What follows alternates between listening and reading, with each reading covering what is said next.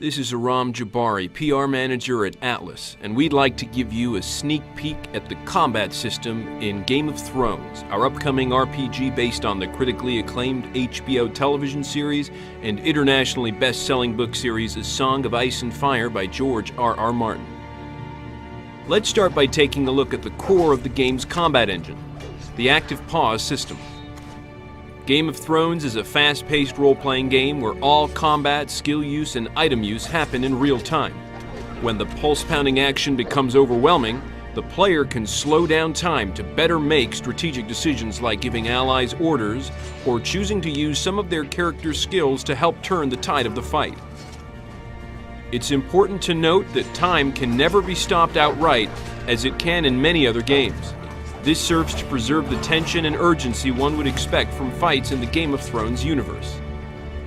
As we mentioned, both of the main player characters, Mors Westford and Alistair Sarwyck, have unique individual classes with inherent distinct skills.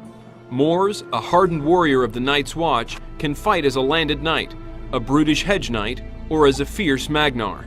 Alistair, a red priest, can fight as an archer, a sellsword, or as a water dancer. These different classes will determine the weapons and armor that Mors and Alistair can use. A hedge knight may use cumbersome two-handed weapons and sweeping attacks, while a landed knight will fight best with a sword and shield combination. Both of these characters will also play differently. For example, Alistair is not quite as stout in battle as Mors is. When facing multiple enemies, Alistair will typically prefer to not stand and fight. To this point, Alistair will have many more options that involve engaging enemies at range, while Mors will usually need to take the fight right to the enemy. Perhaps you want to play as a water-dancing archer or an effective heavy-armored magnar?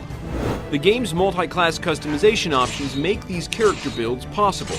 You also have the ability to eschew the multi-class path in favor of becoming a specialist in one class and gaining the upper-tier skills for that particular class.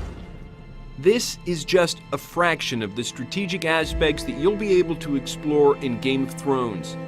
On behalf of everyone here at Atlas, I'd like to thank you for watching, and we hope you're looking forward to playing Game of Thrones when it comes out on May 15th, 2012 for PlayStation 3, Xbox 360, and PC.